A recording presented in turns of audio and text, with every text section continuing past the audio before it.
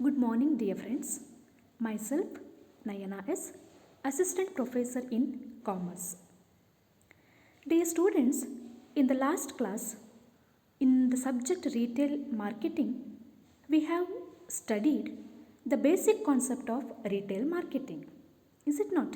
Retail andre ಏನು, retail marketing andre ಏನು, and what are all the features of a retail store or the retail shop, and why the retailing is so important for the economy from all perspective.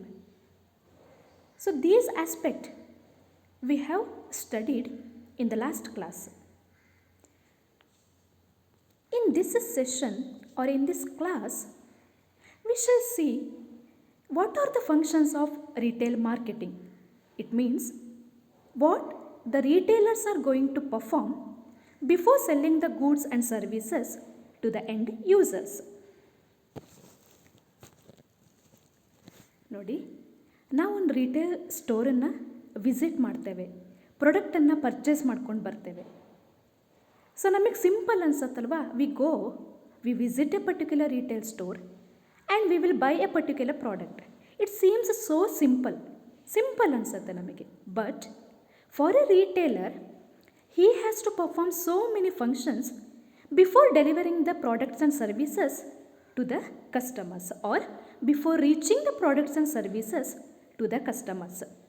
ಹಾಗಾದರೆ retailers ಏನೆಲ್ಲ ಫಂಕ್ಷನ್ಸನ್ನು perform ಮಾಡಬೇಕಾಗತ್ತೆ while delivering the products and services to the end users.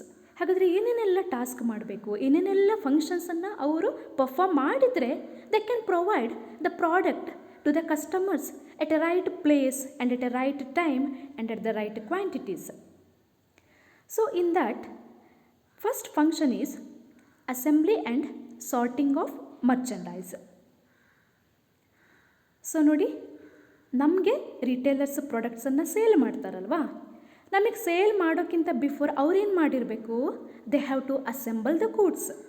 Assembly ಮಾಡೋದಂದರೆ ಏನು, they have to collect, they have to gather all the merchandise which is required to be provided to the end users.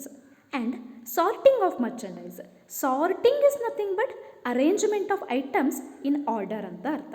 Orderly ಮ್ಯಾನರಲ್ಲಿ ಐಟಮ್ಸನ್ನು ಏನು arrange ಮಾಡಬೇಕಲ್ಲ, ಅದಕ್ಕೆ ನಾವು sorting ಅಂತ ಹೇಳ್ತೇವೆ. Assembly ಅಂತ ಹೇಳಿದರೆ ಕಲೆಕ್ಟಿಂಗ್ ದ ಗೂಡ್ಸ್ ಅಂತ ಅರ್ಥ. ಸೊ ಇಲ್ಲಿ ನಾವಿಲ್ಲೊಂದು ಇಮೇಜನ್ನು ನೋಡಿದ್ದೀವಲ್ವಾ, image products of different manufacturers ಮತ್ತು ಕಸ್ಟಮರ್, ಅದರ ಮಧ್ಯೆ ಯಾರು ಮಿಡ್ಲ್ಮನ್ನಾಗಿ ಆ್ಯಕ್ಟ್ ಮಾಡ್ತಾರೆ, ರಿಟೇಲರ್ಸ್. ಈಗ ಫಾರ್ ಎಕ್ಸಾಂಪಲ್, ನೀವೊಂದು ಟೂತ್ ಪೇಸ್ಟನ್ನು ಪರ್ಚೇಸ್ ಮಾಡಲಿಕ್ಕೆ ರಿಟೇಲ್ ಸ್ಟೋರ್ಗೆ ಹೋಗಿದ್ದೀರಾ ಅಂತ ಹೇಳಿದರೆ, you can buy the toothpaste of your choice. ನಿಮಗೆ ಯಾವುದು ಬೇಕೋ ಅದನ್ನು ಪರ್ಚೇಸ್ ಮಾಡಿ ಬರ್ತೀರಲ್ವ. ನಾನು ಕೋಲ್ಗೇಟ್ ಪ್ರಿಫರ್ ಮಾಡ್ಬೋದು, ಅಥವಾ ಇನ್ನೊಬ್ಬರು ಪೆಪ್ಸೋಡೆಂಟ್ ಪ್ರಿಫರ್ ಮಾಡ್ಬೋದು, ಅಥವಾ ಇನ್ನೊಬ್ಬರು ಡಾಬರ್ ರೆಡ್ ಪ್ರಿಫರ್ ಮಾಡ್ಬೋದು. So on the basis of my choice, I am going to buy a particular product. ಹಾಗಾದರೆ ನನಗೆ ಬೇಕಾಗಿರೋ ಪ್ರಾಡಕ್ಟ್ ನನಗೆ ಸಿಗ್ತಾ ಇದೆ ಅಂತ ಹೇಳಿದರೆ, ರಿಟೇಲರ್ಸ್ ಏನು ಫಂಕ್ಷನ್ಸನ್ನು ಪರ್ಫಾರ್ಮ್ ಮಾಡಿದ್ದಾರೆ before I visit a particular shop ಅಂತ ಅರ್ಥ. They have assembled the products of different manufacturers ಅಂತ ಅರ್ಥ. ಈಗ ನಾನು ಆಲ್ರೆಡಿ ನಿಮಗೆ ಒಂದು ಎಕ್ಸಾಂಪಲ್ ಕೊಟ್ಟೆ ಟೂತ್ ಪೇಸ್ಟ್ದು. ಈಗ ಪೆಪ್ಸೋಡೆಂಟ್ ಅಂತ ಬಂದವಾಗ, it is the product of Hindustan Unilever limited. Colgate ಅಂತ ಬಂದವಾಗ, it is a product of Colgate Palmolive limited. Dabur red ಅಂತ ಹೇಳಿದರೆ, it is the product of Dabur India limited. ಈ ಥರ. ಹಾಗಾದರೆ ಇದೇನು ಕೋಲ್ಗೇಟ್ ಪಾಲ್ಮೊಲಿವ್ ಲಿಮಿಟೆಡ್ ಆಗಿರ್ಬೋದು, ಅಥವಾ ಹಿಂದೂಸ್ತಾನ್ ಯೂನಿಲಿವರ್ ಲಿಮಿಟೆಡ್ ಆಗಿರ್ಬೋದು, ಡಾಬರ್ ಇಂಡಿಯಾ ಲಿಮಿಟೆಡ್ ಆಗಿರ್ಬೋದು, ಇವೆಲ್ಲ ಏನಿದು ಡಿಫ್ರೆಂಟ್ ಮ್ಯಾನುಫ್ಯಾಕ್ಚರರ್ಸ್, ಡಿಫ್ರೆಂಟ್ ಕಂಪನೀಸ್. ಈ ಡಿಫ್ರೆಂಟ್ ಕಂಪನೀಸ್ ಪ್ರಾಡಕ್ಟ್ಸನ್ನು ಯಾರು ಅಸೆಂಬಲ್ ಮಾಡಿಟ್ಕೊಂಡಿದ್ದಾರೆ, ರಿಟೇಲರ್ಸ್ ಅಸೆಂಬಲ್ ಮಾಡಿಟ್ಕೊಂಡಿದ್ದಾರೆ. ಅಸೆಂಬಲ್ ಮಾಡಿ ಆದಮೇಲೆ ಅವ್ರು ಏನು ಮಾಡಬೇಕು, ಪ್ರಾಡಕ್ಟ್ಸನ್ನು ಸಾರ್ಟಿಂಗ್ ಮಾಡಬೇಕು. ಸಾರ್ಟಿಂಗ್ ಅಂತ ಹೇಳಿದರೆ ಏನು, arrangement of items in a particular order ಅಂತ ಅರ್ಥ. ಈಗ ಬೇರೆ ಬೇರೆ ಸೆಗ್ಮೆಂಟ್ಸ್ ಇರುತ್ತಲ್ವಾ. ಈಗ ಓರಲ್ ಕೇರ್ ಆಗಿರ್ಬೋದು, ಈಗ ನಾನು ಎಕ್ಸಾಂಪಲ್ ಕೊಟ್ಟಿದ್ದು ನಿಮಗೆ ಓರಲ್ ಕೇರಿಂದು. ಫುಡ್ ಗ್ರೇನ್ಸ್ ಸೆಕ್ಷನ್ ಇರುತ್ತೆ, ಕ್ಲಾದಿಂಗ್ ಸೆಕ್ಷನ್ ಇರುತ್ತೆ, ಈ ರೀತಿ ಬೇರೆ ಬೇರೆ ಬೇರೆ ಬೇರೆ ಸೆಕ್ಷನ್ಸ್ ಇರುತ್ತೆ ಪ್ರಾಡಕ್ಟ್ಸಿಂದು. ಈಗ ನಾವೇನು ಅವರು ರಿಟೇಲರ್ಸ್ ಏನು ಪ್ರಾಡಕ್ಟ್ಸನ್ನು ಅಸೆಂಬಲ್ ಮಾಡಿದ್ದಾರೆ ಅದನ್ನು ಅವ್ರು ಆರ್ಡರ್ಲಿ ಮ್ಯಾನರಲ್ಲಿ ಸಾರ್ಟಿಂಗನ್ನು ಮಾಡಿಟ್ಕೊಬೇಕಾಗತ್ತೆ. ಹಾಗಾದರೆ ಸಾರ್ಟಿಂಗ್ ಯಾಕೆ ಮಾಡಬೇಕು? What is the benefit of sorting for the customers ಅಂತ ಹೇಳಿದರೆ, customers can easily identify the product in a particular retail store ಅಂತ ಅರ್ಥ. ಈಗ ನಾನು ನಿಮಗೆ ಏನು ಟೂತ್ ಪೇಸ್ಟಿಂದ ಎಕ್ಸಾಂಪಲ್ ಕೊಟ್ಟೆ ಅಲ್ವಾ, ಹಿಯರ್ ರಿಟೇಲರ್ಸ್ ನೀಟಾಗಿ ಸಾರ್ಟಿಂಗ್ ಮಾಡಿದ್ದಿದ್ರೆ I can go and select the product of my choice.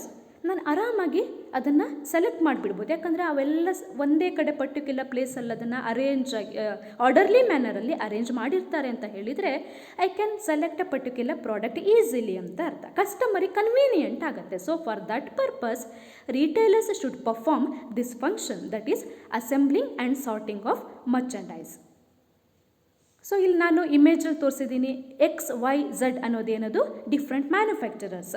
ಅವರು ಬೇರೆ ಬೇರೆ ಬೇರೆ ಬೇರೆ ಬ್ರ್ಯಾಂಡಿನ ಪ್ರಾಡಕ್ಟ್ಸನ್ನು ಸೇಲ್ ಮಾಡ್ತಾ ಇದ್ದಾರೆ. ಯಾರಿಗೆ? Ultimate ಕಸ್ಟಮರ್ಸಿಗೆ.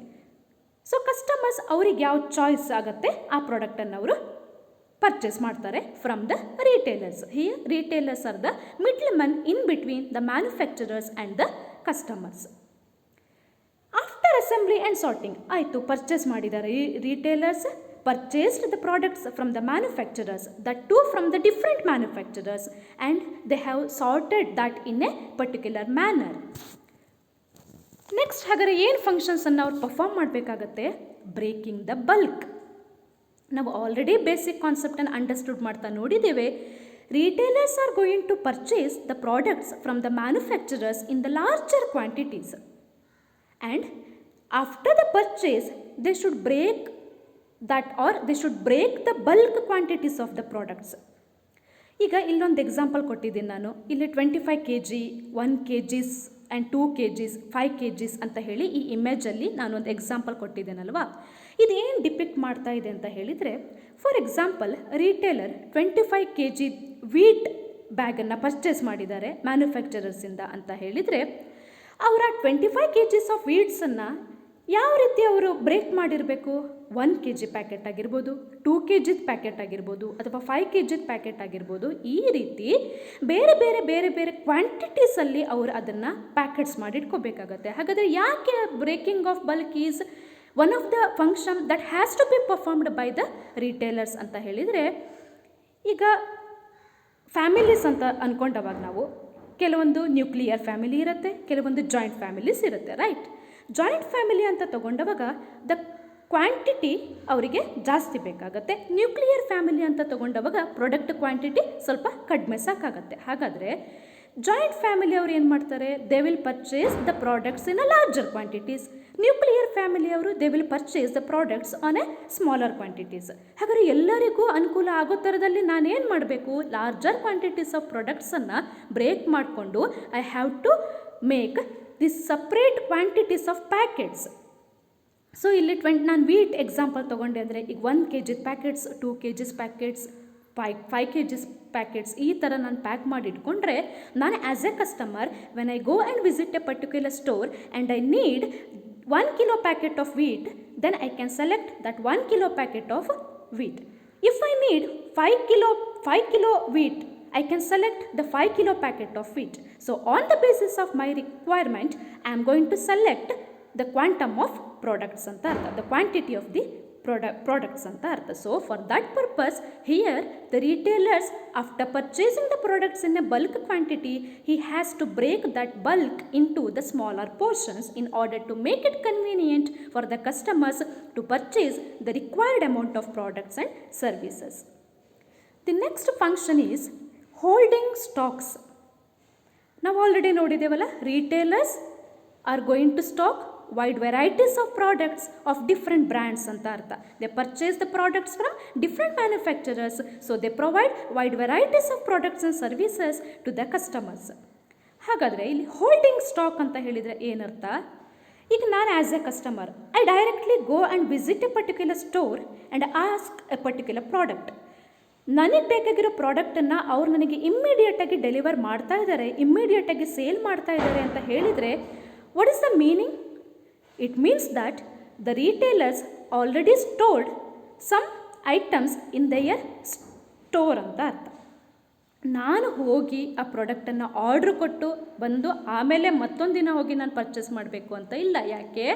retailers already stored certain amount of products and certain categories of products in their retail shop before the actual visit from the customer.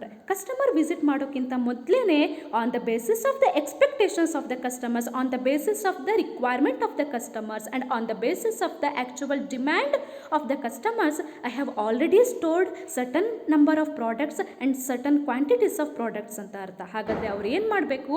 Purchase ಮಾಡ್ತಾರೆ ಕಸ್ಟಮರ್ಸ್, ಈ ಥರ ಪ್ರಾಡಕ್ಟ್ಸ್ ಅವ್ರಿಗೆ ರಿಕ್ವೈರ್ಡ್ ಇದೆ, ಈ ಥರ ಪ್ರಾಡಕ್ಟಿಗೆ ಡಿಮ್ಯಾಂಡ್ ಇದೆ ಅನ್ನೋದು ನನಗೆ ಗೊತ್ತಾಗಿರುತ್ತಲ್ವ. ಬಿಸ್ನೆಸ್ ಪ್ರೋಸೆಸ್ಸಲ್ಲಿ ಬಿಸ್ನೆಸ್ ಟ್ರಾನ್ಸಾಕ್ಷನ್ ಮಾಡಿ ಬಿಸ್ನೆಸ್ ಪ್ರೋಸೆಸ್ ಮಾಡಿಬಿಟ್ಟು ನನಗೆ ಇನ್ಫಾರ್ಮೇಷನ್ ಗೊತ್ತಿರುತ್ತೆ, ನನಗೆ ಕಸ್ಟಮರ್ಸಿನ ಡಿಮ್ಯಾಂಡ್ಸ್ ಏನು ಅನ್ನೋದು ಗೊತ್ತಿರುತ್ತೆ, ಅವ್ರ ಎಕ್ಸ್ಪೆಕ್ಟೇಷನ್ಸ್ ಏನು ಅಂತ ಗೊತ್ತಿರೋದಕ್ಕೆ as a retailer I am going to purchase the product well in advance before the actual demand which comes from the customers. So the retailers have to store certain number of products and in certain quantities as well. So that function the retailer has to perform well in advance before the actual sale of the products and services. So ಈ ಪಿಕ್ಚರಲ್ಲಿ ನೋಡಿ ಎಲ್ಲ wide varieties of ಪ್ರಾಡಕ್ಟ್ಸನ್ನು already store ಮಾಡಿದ್ದಾರೆ. Customers ಬರ್ತಾರೆ, ಅವರಿಗೆ ಯಾವ product ಬೇಕೋ ಆ ಪ್ರಾಡಕ್ಟನ್ನು ಸೆಲೆಕ್ಟ್ ಮಾಡಿಕೊಂಡು ಪರ್ಚೇಸ್ ಮಾಡ್ಕೊಂಡು ಹೋಗ್ತಾರೆ. So this is one of the most important function the retailer has to perform. The next function is collect market information. This is very important function the retailer has to perform in order to be succeed. In order to be succeed and in order to grow, this is the most important function the retailer has to perform. ಹಾಗಾದರೆ collect market informations ಅಂತ ಹೇಳಿದರೆ ಏನು? Market ಇನ್ಫಾರ್ಮೇಷನ್ಸನ್ನು collect ಮಾಡೋದು ಅಂದರೆ ಏನು? ಕಸ್ಟಮರ expectations ಏನು, whether the customer is satisfied with the product or not. If satisfied okay, if not satisfied what is the reason why the customer is not satisfied with the product they purchased ಅನ್ನೋದು ಗೊತ್ತಾಗಬೇಕಲ್ವ ರೀಟೇಲರ್ಸ್ಗೆ. ಹಾಗಾದರೆ retailers ಏನು ಮಾಡ್ತಾರೆ? They will collect the information from the customers about the satisfaction level of the customers about the product as well as their likes and dislikes ಆಗಿರ್ಬೋದು, and what they want, what improvements they are expecting from a particular product. ಈ ಥರ ಇನ್ಫಾರ್ಮೇಷನ್ಸನ್ನು retailers have to collect.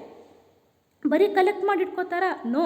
Y they are going to collect the market information, why they are going to collect the feedback of the customers? Just to share it to the manufacturers or to the wholesalers. ಅವರಿಗೆ share ಮಾಡಬೇಕು. ಯಾರು actual production ಮಾಡ್ತಾರಲ್ವ, ಯಾರು manufacturers ಇದ್ದಾರಲ್ವ, ಅವರಿಗೆ ಈ ಇನ್ಫಾರ್ಮೇಷನ್ಸನ್ನು reach ಮಾಡುವಂಥ ಜವಾಬ್ದಾರಿನ ಯಾರು ತೊಗೊಂಡಿರ್ತಾರೆ? ಇಲ್ಲಿ ರೀಟೇಲರ್ಸ್ ತೊಗೊಂಡಿರ್ತಾರೆ. So they provide market related informations, customer related informations to the manufacturers so that the manufacturers can make certain changes in their production process as per the demand of the customers. ಹಾಗಾದರೆ ಯಾಕೆ ತುಂಬ important customer feedback ಅನ್ನೋದು? ಈಗ ನೀವು example, ನೀವು ಈಗ ಯಾವುದೋ ಒಂದು ಹೋಟೆಲಿಗೆ ಹೋಗಿರ್ಬೋದು. ಈಗ ನಾವು ಆಲ್ರೆಡಿ ನೋಡಿದ್ದೀವಲ್ಲ, retail marketing not only considers about providing products but also the service retailing ಕೂಡ ಇದೆ. ಈಗ ಫಾರ್ ಎಕ್ಸಾಂಪಲ್ ನೀವೊಂದು ಹೋಟೆಲಿಗೆ ವಿಸಿಟ್ ಮಾಡ್ತೀರಾ. ಸೊ ಫುಡ್ಡನ್ನು ಆರ್ಡರ್ ಮಾಡ್ತೀರಾ, ಅವರು ಆಫರ್ ಮಾಡ್ತಾರೆ, ನೀವು ಅದನ್ನು ಕನ್ಸ್ಯೂಮ್ ಮಾಡ್ತೀರಾ. At the end they will provide you a feedback form. ಒಂದು ಫೀಡ್ಬ್ಯಾಕ್ ಫಾರಮನ್ನು ಕೊಡ್ತಾರೆ. ಅದರಲ್ಲಿ ಏನಿರುತ್ತೆ? Are you satisfied with the food we offered? ನಾವು ಕೊಟ್ಟಿರೋ ಫುಡ್ ನಿಮಗೆ ಸ್ಯಾಟಿಸ್ಫೈ ಆಗಿದೆಯಾ? ಸ್ಯಾಟಿಸ್ಫೈ ಆದರೆ ಎಸ್ ಅಂತ ಹಾಕ್ತಾರೆ, ಸ್ಯಾಟಿಸ್ಫೈ ಆಗಿಲ್ಲ ಅಂದರೆ ನೋ ಅಂತ ಹಾಕ್ತಾರೆ. ಅದ್ರ ಇಮ್ಮಿಡಿಯೇಟ್ ಕ್ವೆಶನ್ ಏನಿರುತ್ತೆ? If not satisfied why you are not satisfied ಅನ್ನೋದಿರುತ್ತೆ. ಅಕಸ್ಮಾತ್ ಸ್ಯಾಟಿಸ್ಫೈ ಆಗಿಲ್ಲ, ನಾವು ಏನು ಫುಡ್ ಆಫರ್ ಮಾಡಿದ್ವಿ ನಿಮಗೆ ಅದು ಸ್ಯಾಟಿಸ್ಫೈ ಆಗಿಲ್ಲ ಅಂದರೆ ಯಾಕೆ ಸ್ಯಾಟಿಸ್ಫೈ ಆಗಲಿಲ್ಲ ನಿಮಗೆ? ಹಾಗಾದರೆ ಟೇಸ್ಟಲ್ಲಿ ಏನಾದರೂ ನಿಮಗೆ ಸ್ಯಾಟಿಸ್ಫ್ಯಾಕ್ಷನ್ ಸಿಕ್ಕಿಲ್ವೋ, ಅಥವಾ ಕ್ವಾಲಿಟಿನಲ್ಲಿ ಸ್ಯಾಟಿಸ್ಫ್ಯಾಕ್ಷನ್ ಸಿಕ್ಕಿಲ್ವೋ, ಅಥವಾ ನಾವು ನಿಮಗೆ ಟ್ರೀಟ್ ಮಾಡಿರೋ ವೇ ನಿಮಗೆ ಸ್ಯಾಟಿಸ್ಫ್ಯಾಕ್ಷನ್ ಆಗಲಿಲ್ವೋ? ಈ ಥರದಲ್ಲಿ ಅವರು ಕ್ವೆಶನ್ಸನ್ನು ಕೇಳ್ತಾ ಹೋಗ್ತಾರೆ. ಬೈ ಪ್ರಿಪೇರಿಂಗ್ ಸರ್ಟನ್ ಕ್ವೆಶನೇರ್ ಅಂತ ಹೇಳ್ಕೊಂಡು ಪ್ರಿಪೇರ್ ಮಾಡಿ ಅಲ್ಲಿ ಸಮ್ ಕ್ವೆಶನ್ಸನ್ನು ಅವರು ಕಸ್ಟಮರ್ಸಿಗೆ ಕೇಳ್ತಾರೆ.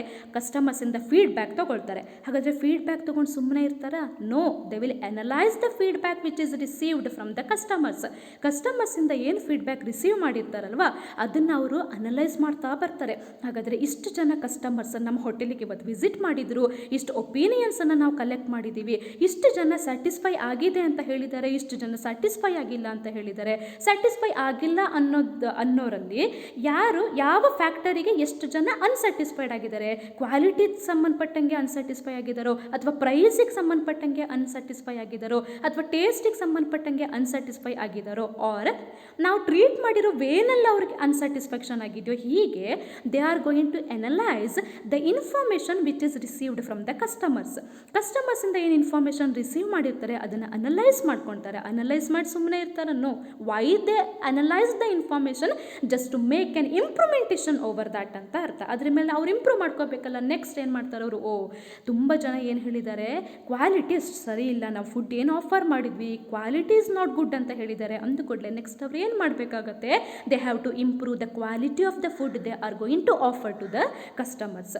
ಈ ರೀತಿ ಅವರು ಮಾರ್ಕೆಟ್ ಇನ್ಫಾರ್ಮೇಷನ್ಸನ್ನು ಕಲೆಕ್ಟ್ ಮಾಡೋದ್ರಿಂದ they can make an improvementation over their production process and their production policies.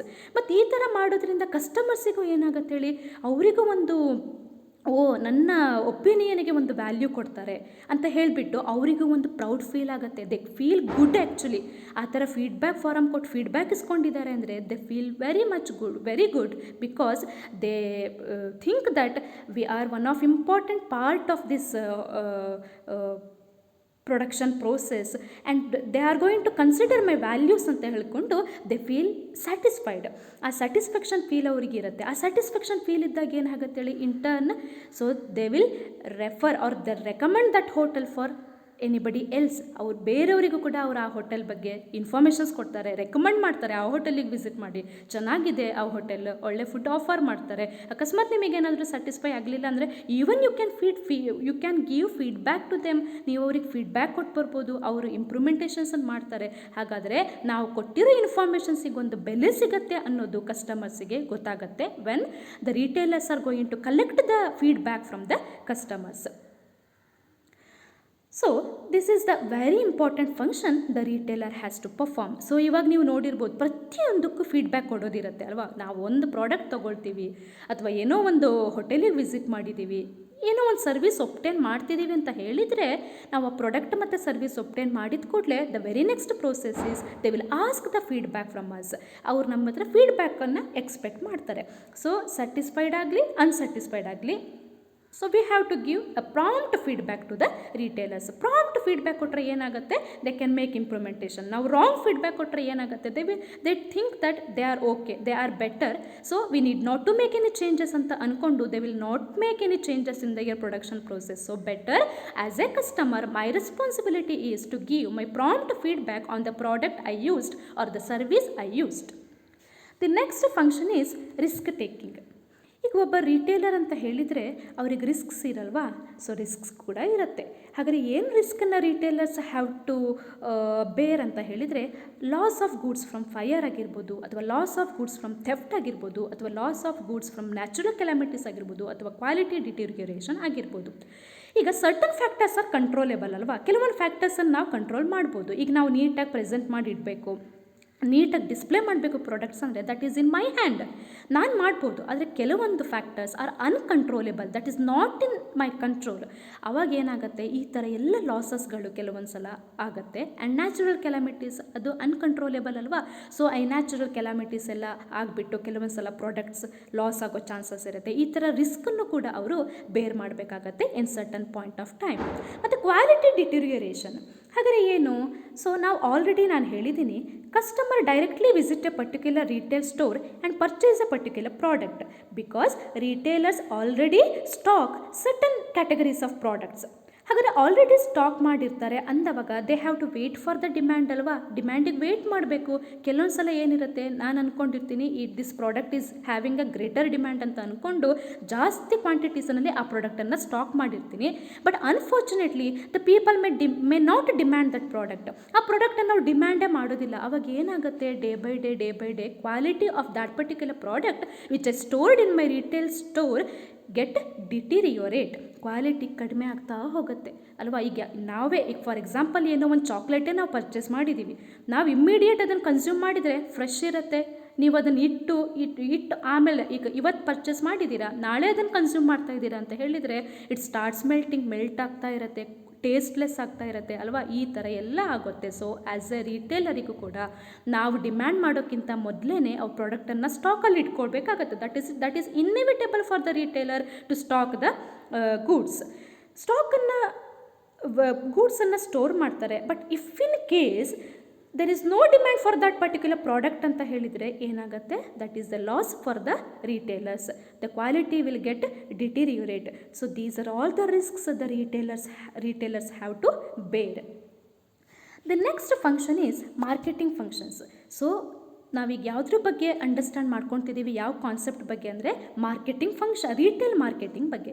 So retail marketing ಅಂತ ಬಂದವಾಗ ಏನೇನೆಲ್ಲ ಫಂಕ್ಷನ್ಸ್ ಪರ್ಫಾರ್ಮ್ ಮಾಡೋದಿರುತ್ತೋ ಅವೆಲ್ಲ ಫಂಕ್ಷನ್ಸನ್ನು ರಿಟೇಲರ್ಸ್ ಹ್ಯಾವ್ ಟು ಪರ್ಫಾರ್ಮ್. ಹಾಗಾದರೆ ಏನೆಲ್ಲ ಫಂಕ್ಷನ್ಸನ್ನು ಪರ್ಫಾರ್ಮ್ ಮಾಡಬೇಕಾಗತ್ತೆ ಅಂತ ಹೇಳಿ ಬ್ರೀಫಾಗಿ ಹೇಳಬೇಕಂತ ಹೇಳಿದರೆ, buying. I already told that the retailers have to buy the products from the wholesalers or from the manufacturers. Next selling. So why he has purchase the product just for the purpose of selling it to the end users. Next assembly ಮಾಡೋದಂದರೆ ಬೇರೆ ಪ್ರಾಡಕ್ಟ್ಸನ್ನು demand ಮಾಡ್ತಾರೆ customers ಅಂತ ಗೊತ್ತಿರುತ್ತಲ್ವ, ನಾನು expect ಮಾಡಿರ್ತೀನಲ್ವ, ನನಗೆ market informations ಗೊತ್ತಿರುತ್ತಲ್ವ. On the basis of that I have to assemble the goods of different brands, goods of different manufacturers. And then standardization ಅಂದರೆ I have to check the quality. I have to check the quality of the product ಅಲ್ವಾ, quality of the ಪ್ರಾಡಕ್ಟನ್ನು ನಾನು check ಮಾಡಬೇಕು. Before offering those products to the customers I have to check the quality. So that work is nothing but standardization. Next one is grading ಮಾಡೋದು ಅಂದರೆ ಏನು, ಈಗ ನೀವು ನೋಡಿದಿರಲ್ಲ, ಮಾರ್ಕೆಟಿಗೆ ಹೋಗ್ತೀರಾ ಅಥವಾ ಒಂದು ರಿಟೇಲ್ ಸ್ಟೋರಿಗೆ ಹೋಗ್ತೀರಾ, ಫ್ರೂಟ್ಸನ್ನು ಅವರು ಸೆಲ್ ಮಾಡ್ತಾ ಇರ್ತಾರೆ. ಈಗ ಒಂದು ಆ್ಯಪಲ್ ಅಂತ ಅಂದ್ಕೊಂಡ್ರೆ ಬೇರೆ ಪ್ರೈಸನ್ನು ಆಫರ್ ಮಾಡ್ತಾರಲ್ವ. ಸೊ ಈ ಆ್ಯಪಲ್ಲಿಗೆ ಒಂದು 100 ರುಪೀಸ್ ಪರ್ kg ಅಂತಾರೆ. ಇನ್ನೊಂದು ಸೆಗ್ಮೆಂಟ್ ಇರುತ್ತೆ, ಅಲ್ಲಿ ಅವರು 80 ರುಪೀಸಿಗೆ ಕೊಡ್ತೀವಿ ಅಂತ ಹೇಳ್ತಾರೆ. ಯಾಕೆ ಈ ಥರ ಅಂತ ಹೇಳಿದರೆ, ಗ್ರೇಡಿಂಗ್ ಮಾಡಿರ್ತಾರೆ ಅಂತ ಅರ್ಥ. On the basis of the quality they will grade the products. So ಸ್ವಲ್ಪ ಹೈ ಕ್ವಾಲಿಟಿಗೆ high price, same product is the same but the price is different. That is because of the quality changes. Because of the changes in the quality they charge different prices for the same product. So ಈ ರೀತಿ grading ಮಾಡ್ಕೋಬೇಕು. And then branding ಅಂತ ಹೇಳಿದರೆ ಏನು, creating identity ಅಂತ ಅರ್ಥ. ಈಗ ಒಂದು ರಿಟೇಲ್ ಸ್ಟೋರ್ ಅವರೇ, so they have to create their own identity in the market. Is it not, ಒಂದು ಐಡೆಂಟಿಟಿ ಕ್ರಿಯೇಟ್ ಆಗಬೇಕು. ಸೊ ಇಂಥ ಕಡೆ ಇಂಥ ಪ್ರಾಡಕ್ಟ್ ಪರ್ಚೇಸ್ ಮಾಡಿದರೆ ನಮಗೆ ಸ್ಯಾಟಿಸ್ಫ್ಯಾಕ್ಷನ್ ಸಿಗತ್ತೆ, ನಮಗೊಂದು ಡಿಲೈಟ್ ಸಿಗತ್ತೆ, ಸೊ ನಮ್ಮ ಪ್ರೈಸಿಗೆ ಒಂದು ವ್ಯಾಲ್ಯೂ ಸಿಗತ್ತೆ ಅಂತ ಗೊತ್ತಾಗಬೇಕು ಅಂತ ಹೇಳಿದರೆ the retailers have to create the identity in the market. That is nothing but branding ಅಂತ ಹೇಳ್ಬೋದು. ಆ್ಯಂಡ್ ದೆನ್ ಟ್ರಾನ್ಸ್ಪೋರ್ಟೇಷನ್ ಅಂತ ಹೇಳಿದರೆ ಯೂಶ್ವಲಿ ಗೊತ್ತಿದೆ, they have to assemble the product, they have to purchase a product from the different manufacturers ಅಂತ ಹೇಳಿದರೆ they have to invest on the transportation, so that function they have to perform. And then warehousing, stocking the varieties of products in their warehouse in order to sell that to the ultimate consumers. And financing,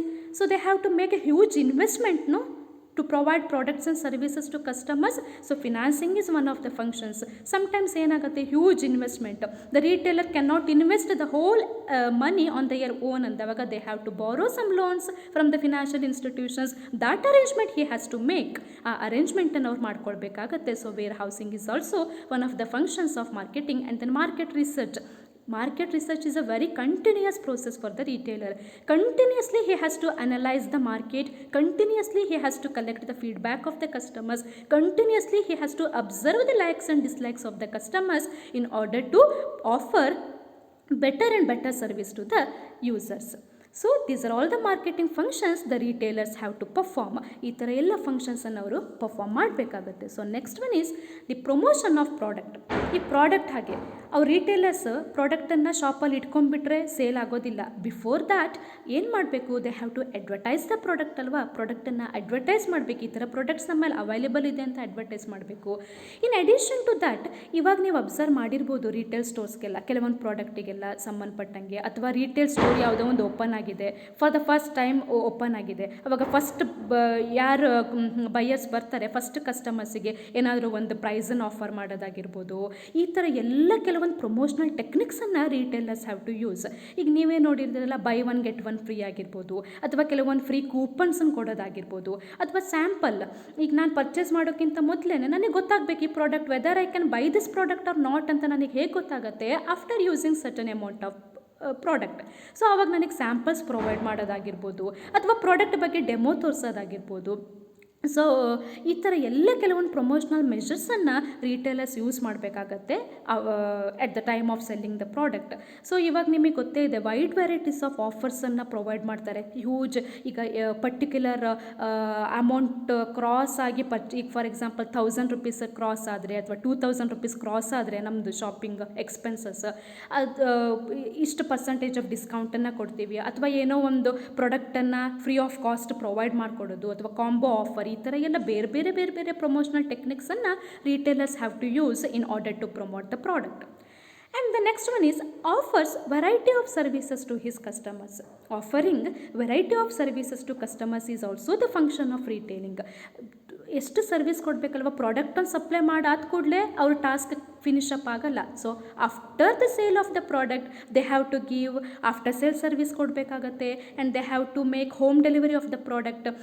ಈ ಥರ ಎಲ್ಲ ಡಿಸ್ಕೌಂಟನ್ನು provide ಮಾಡೋದು, offers ಕೊಡೋದು, price ಕೊಡೋದು, ಗಿಫ್ಟ್ಸನ್ನು ಕೊಡೋದು, combo offers ಆಗಿರ್ಬೋದು, ಅಥವಾ buy one get one free ಆಗಿರ್ಬೋದು. ಈ ಥರ ಹಲವು ಸರ್ವಿಸಸನ್ನು ಕಸ್ಟಮರ್ಸಿಗೆ ಅವರು ಪ್ರೊವೈಡ್ ಮಾಡಬೇಕಾಗತ್ತೆ. So these are all the functions the retailers have to perform.